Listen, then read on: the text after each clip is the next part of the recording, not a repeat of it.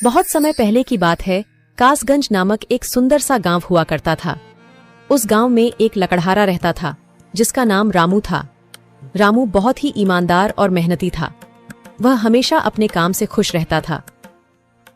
उसके पास ज्यादा पैसे नहीं थे, लेकिन वह अपनी जिंदगी से संतुष्ट था।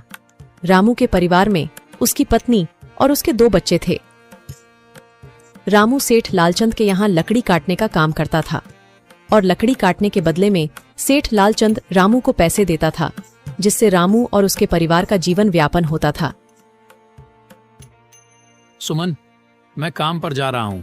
आज बहुत देर हो गया है, तो तुम बच्चों को स्कूल छोड़ आना। जी, स्कूल तो मैं छोड़ आऊंगी, लेकिन मोनू और चिंकी पिछले 2 दिन से कह रहे हैं कि उनके स्कूल की टीचर स्कूल की फीस मंगा रही है। हाँ, तो जाकर दे आओ ना स्कूल की फीस।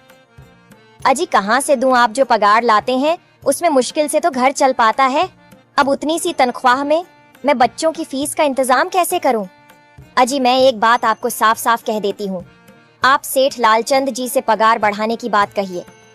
दिन पर दिन खर्च बढ़ता जा रहा है। बाजार में अगर सब्जी लेने निकलो तो सब्जियों के दाम आसमान छू रहे हैं, और बच्चों की पढ़ाई का खर्चा, घर का खर्चा अब इतनी कम तनख्वाह में कैसे गुजारा होगा? ठीक है, मैं आज ही सेठ जी से थोड़ा पगार बढ़ाने की बात करता हूँ। इतना कहकर रामू काम पर चला जाता है।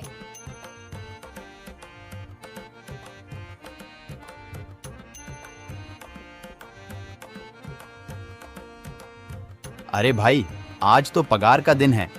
देखो, अब यह सेठ लालचंद कोई ना कोई लोचा जरूर करेगा। हमेशा कोई ना कोई बहाना बनाकर पगार कम कर देता है। और अगली बार तो मेरी आधी पगार काट ली थी, यह कहकर कि जो मैंने लालचंद जी से 200 रुपए उधार लिए थे, उसका ब्याज बढ़कर 1000 रुपए हो गया है। इसलिए मैं तुम्हारी पगार में से 1000 रुपए काट रहा हूँ। हाँ हरिया भाई, तुम एकदम ठीक कह रहे हो। ये सेठ लालचंद ना एक नंबर का चालाक और लालची इंसान है। एक तो दुगुना काम ले लेता है और बदले में पैसे भी पूरे नहीं देता। हाँ भाई, मेरे भी अगली बार सेठ लालचंद ने पगार काट लिए थे। मैंने बस 2 छुट्टी ली थी जब मेरी बिटिया बहुत बीमार थी, और इस लालचंद ने इस बात का फायदा उठाकर मेरी पूरी आधी पगार काट ली। हे भगवान, बस सेठ जी इस बार मेरी पूरी पगार दे दें। बच्चों के स्कूल की फीस भी भरनी है। ऐसे सभी लकड़हारे अपने काम पर लग जाते हैं। काम करने के बाद सेठ लालचंद के पास जाते हैं। सेठ जी, महीना पूरा हो गया है, हमें हमारी तनख्वाह दे दीजिए। देखो भाइयों, अभी मेरे पास तुम्हें देने के लिए पैसे नहीं है। अभी माल नहीं बिका है, सारा माल गोदाम में ही पड़ा हुआ है। कल या परसों तक तुम्हें तुम्हारी तनख्वाह मिल जाएगी। पर सेठ जी, अभी हमारे पास बिल्कुल पैसे नहीं बचे हैं। घर का भी सामान लाना है, बच्चों की फीस भरनी है। अरे मैंने कहा तो सही, 1-2 दिन और रुक जाओ, कल या परसों तक पैसे मिल जाएंगे। अभी मेरे पास पैसे नहीं है।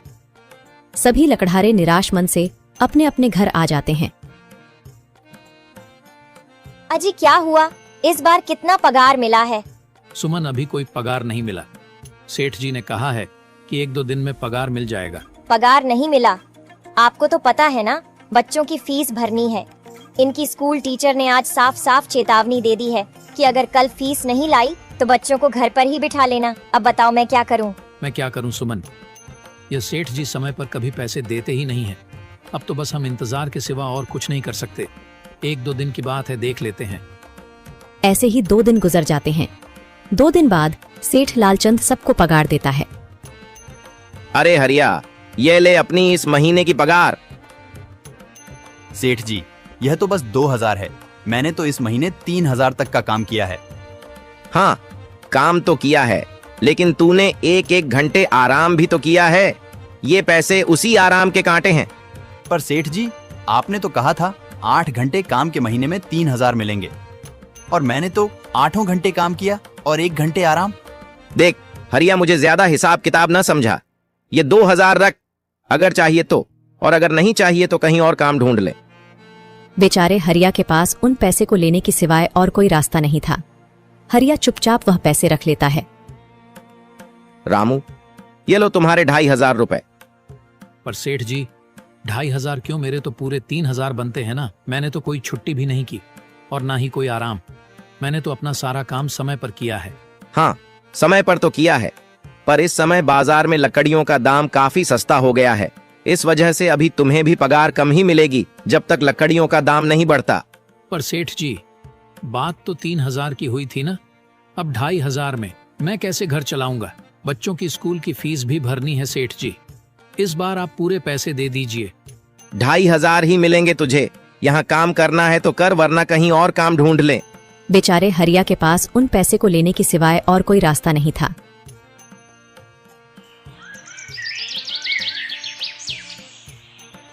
अरे भाई, यह सेठ लालचंद एक नंबर का बेईमान इंसान है। सारे पैसे अपने जेब में भर लेता है और बहाने बनाता है कि लकड़ियों के दाम सस्ते हो गए हैं। देख लेना, हम गरीबों की किसी न किसी दिन इसे जरूर हाय लगेगी। नहीं हरिया, ऐसे नहीं कहते। वह हमारे अन्नदाता है। आखिर उन्हीं के वजह से तो हमारा घर चल रहा है। अरे काहे का अन्नदाता? काम के पूरे पैसे तो देता नहीं है। पूरे महीने मेहनत करके भी क्या मिलते हैं? बस ये 2,000 रुपए। इसमें घर खर्च कैसे चलाएं? ऐसे तो हम कभी तरक्की नहीं कर पाएंगे। और हम कर भी क्या सकते हैं हरिया? हमें लकड़ी काटने की सिवा और कोई काम कहाँ आता है? और कोई काम खोलना भी चाहे तो उसके लिए हमारे पास इतने पैसे कहाँ हैं? अब जो भी हो, हमारा तो बस ये सेठ लालचंद ही सहारा है ना। कुछ देर बातें करने के बाद अपने घर की ओर निकल पड़ते हैं। जी आ गए आप। कितनी पगार मिला है? सुमन, इस बार सेठ जी ने बस 2,500 रुपए ही दिए हैं। बस 2,000? इतने में कैसे घर चलाएंगे? बच्चों की फीस में ही 1,000 रुपए निकल जाएंगे। फिर 1,500 में क्या क्या करेंगे? अब मैं क्या कहूँ सुमन, अब तुम्हें इसी में ही गुजारा करना होगा। तुम सबसे पहले बच्चों की फीस भर देना, इसके बाद बाकी का मैं देखता हूँ। अजी आप क्या देख लोगे? सेठ जी से पूरे पैसे तो मांगे नहीं गए आपसे? नहीं सुमन, मैंने सेठ जी से पैसों के लिए कहा था, पर सेठ जी ने साफ इनकार कर दिया और कहा, यह लेना है तो लो, वरना कहीं और काम ढूंढ सकते हो। मैं सोच रहा हूं कि लकड़ी काटने के बाद मैं कहीं और भी काम ढूंढ लूं। सेठ जी के यहां से काम करने के बाद मैं दूसरी जगह पर काम किया करूंगा, इससे कुछ ज्यादा आमदनी हो जाएगी। आज ही मैं सेठ जी के यहां पर काम करने के बाद और भी जगह काम ढूंढने जाऊंगा। इतना कहकर रामू काम पर निकल जाता है और जैसा कि रामू ने कहा था, वह लालचंद के यहाँ काम करने के बाद काम की तलाश में निकल जाता है। रामू पूरे गांव में काम ढूंढता है, दुकानों दुकानों पर जाकर लोगों से काम मांगता है, मगर हर जगह रामू को केवल निराशा ही हाथ लगती है। अंत में थक हार कर रामू वापस जाने लगता है।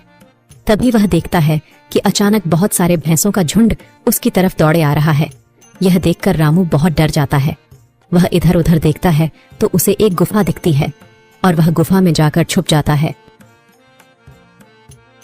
जब भैंसों का झुंड वहां से निकल जाता है तब रामू की जान में जान आती है। हे भगवान, आज तो बाल बाल बच गया मैं, वरना आज तो मैं इन भैंसों के पैरों तलों तो कुचला ही जाता। पर यह मैं कहां आ गया? रामू यह सब सोच ही रहा था कि तभी उसकी नजर गुफा में रखी एक टोकरी पर जाती है। रामू उस टोकरी के पास जाता है। ये कैसी गुफा है? ये कैसी टोकरी यहाँ पड़ी है? इसे मैं घर ले जाता हूँ, सामान रखने के काम आ जाएगी। रामू जैसे ही उस टोकरी को हाथ लगाता है, गुफा में से एक आवाज आती है, रुक जाओ, इसे छूने की कोशिश मत करो। यह आवाज सुनकर रामू एकदम पीछे हट जाता है। तभी गुफा में एक जिन्न प्रकट हो जाता है और वह रामू से कहता है, कौन हो तुम और मेरी गुफा में क्या कर रहे हो? मुझे माफ करना, आप जो भी हो। कुछ भैंसों का झुंड मेरे पीछे पड़ गया था और उनसे बचने के लिए मैं इस गुफा में आकर छिप गया और फिर मेरी नजर इस टोकरी पर गई। माफ कीजिए, मुझे लगा यहाँ कोई नहीं है तो यह टोकरी किसी की नहीं होगी, इसलिए मैंने इसे छुआ। रामू, तुम्हें डरने की जरूरत नहीं है। मैं तुम्हारे बारे में सब जानता हूँ। मेरी नजर एक बार भी जिस पर पड़ जाती है, मैं उसका इतिहास अपनी खुली आंखों से देख सकता हूँ। पर आप है कौन और आप इतने विचित्र क्यों दिखाई पड़ रहे हैं? आप अपना परिचय दीजिए। कौन है आप? मैं एक जिन हूँ और मैं कई सालों से इस गुफा की रक्षा कर रहा हूँ। यह गुफा मेरे पूर्वजों की है। इस गुफा में केवल वही इंसान घुस सकता है जिसका मन बिल्कुल पवित्र हो। अगर तुम अपवित्र होते तो तुम इस गुफा में कभी नहीं घुस पाते। तुम एक सच्चे इंसान हो, इसलिए तुम इस गुफा में घुस पाए और इस टोकरी को छू पाए। अब तुमने इस टोकरी को छुआ है तो यह टोकरी तुम्हारी हुई। नहीं, मुझे ये टोकरी नहीं चाहिए, मैं तो बस देख रहा था। डरो मत रामू, तुम ये टोकरी ले जाओ। ये कोई साधारण टोकरी नहीं है, बल्कि यह जादुई टोकरी है। जादुई टोकरी? क्या यह वही जादुई टोकरी है जिसके बारे में हमारी दादी कहानी सुनाई करती थी कि किसी गांव में एक जादुई टोकरी हुआ करती थी और वह सबकी इच्छाएं पूरी करती थी? हाँ रामू, ये वही जादुई टोकरी है। अब तुम इस टोकरी के मालिक हो। तुम इसके इस्तेमाल से अपनी स्थिति सुधार सकते हो, पर याद रखना, तुम जो भी वस्तु इस टोकरी में एक बार डालोगे वह चीज ही तुम्हें बार बार इस टोकरी में डालनी होगी। इसके अलावा तुम और दूसरी कोई चीज इस टोकरी में नहीं डाल सकते। अगर तुमने ऐसा किया तो इसका परिणाम तुम्हें ही भुगतना होगा। मेरी इस बात को हमेशा ध्यान में रखना और सोच समझकर बिना लालच किए इस टोकरी में वह ही सामान रखना जिसकी तुम्हें जरूरत हो। रामू टोकरी को लेकर घर आ जाता है। सुमन, ये देखो, ये मैं क्या लेकर आया हूँ। क्या लाए हो आप? बस ये एक टोकरी। सबसे पहले यह बताइए, आप तो काम की तलाश में गए थे ना, तो कोई दूसरा काम मिला कि नहीं? नहीं। अरे सुमन, मेरी पूरी बात तो सुनो। ये कोई ऐसी वैसी टोकरी नहीं है, बल्कि यह एक जादुई टोकरी है। रामू सुमन को वह सारी घटना के बारे में बताता है जो उसके साथ हुई। अच्छा, तो आपका कहने का मतलब है कि इस टोकरी में हमें कोई ऐसी चीज डालनी होगी जिसकी हमें सबसे ज्यादा जरूरत हो। हाँ सुमन, हमें सोच समझकर ही इसमें कोई चीज डालनी होगी। रामू थोड़ी देर सोचता है, फिर उसका ध्यान उन लकड़ियों पर जाता है जो एक बार उसने सुमन को रखने को दी थी। सुमन, तुम्हें याद है, एक बार मैं जंगलों में लकड़ियां काटने गया था तो मुझे एक चंदन की लकड़ी मिली थी और वह मैंने तुम्हें लाकर दे दी थी। हाँ, दी तो थी। तो तुम उस लकड़ी को ले आओ। हम उस चंदन की लकड़ी को ही इसमें डालेंगे और उस लकड़ी से अपना एक व्यापार शुरू करेंगे। सुमन चंदन की लकड़ी को ले आती है और उसे टोकरी में डाल देती है। वह जैसे ही चंदन की लकड़ी उस टोकरी में डालते हैं, उसमें कई सारी लकड़ियां आ जाती हैं। अरे वह, यह तो चमत्कार ही हो गया। ये देखिए, कितनी सारी चंदन की लकड़ियां हो गई। अगर आप इसको बेचेंगे तो इससे काफी अच्छे पैसे मिलेंगे। हाँ राधा, मैं कल सुबह बाजार जाकर इनको बेच आऊंगा और जो पैसे मिलेंगे उससे हम अपने मोनू और चिंकी के स्कूल की फीस भर देंगे और बाकी बचे पैसों को संभाल कर रख लेंगे। अगले दिन रामू लालचंद सेठ के यहाँ काम पर न जाकर चंदन की लकड़ियों को बेचने के लिए बाजार की ओर निकल पड़ता है। वहाँ पर रामू चंदन की लकड़ियों को बहुत ही कम दामों में बेचा, जिसकी वजह से आम लोगों के साथ साथ बड़े व्यापारियों ने भी रामू से चंदन की लकड़ियां खरीदी। लकड़ियों को बेचकर रामू को काफी अच्छे पैसे मिले। पैसों को लेकर चंदन घर आ जाता है। ये देखो सुमन, उन लकड़ियों को बेचकर मुझे कितने सारे पैसे मिले हैं। ये लो कुछ पैसे, इससे तुम कल मोनू और चिंकी के स्कूल के फीस भर देना। अच्छा, तो मैं काम पर जाता हूँ। अजी, आपके पास तो अब यह जादुई टोकरी है, तो अब आपको उस सेठ लालचंद के यहाँ काम करने की क्या जरूरत है? हाँ सुमन, मैं सेठ लालचंद जी के यहाँ काम पर नहीं जा रहा, बल्कि मैं तो वहां पर जो काम कर रहे बाकी के लकड़हारे हैं उन्हें ये खुशी की खबर देने जा रहा हूँ, क्योंकि सेठ लालचंद जी से मेरे साथ साथ वह लकड़हारे भी बहुत परेशान थे। इसलिए अगर मेरा भला हो रहा है तो क्यों ना मैं उन सभी का भला करूं। वह सभी बहुत ईमानदार लकड़हारे हैं, वह सभी बहुत मेहनत से काम करते हैं, मगर लालचंद ने कभी भी उनको उनकी मेहनत के सही पैसे नहीं दिए। इसलिए मैंने सोचा है क्यों ना मैं उनको अपने इस काम में शामिल कर लूं। हाँ जी, बात तो आपकी बिल्कुल सही है। अगर आप सभी लोग एक साथ मिलकर काम करेंगे तो हम सब बहुत जल्द ही तरक्की हासिल कर लेंगे।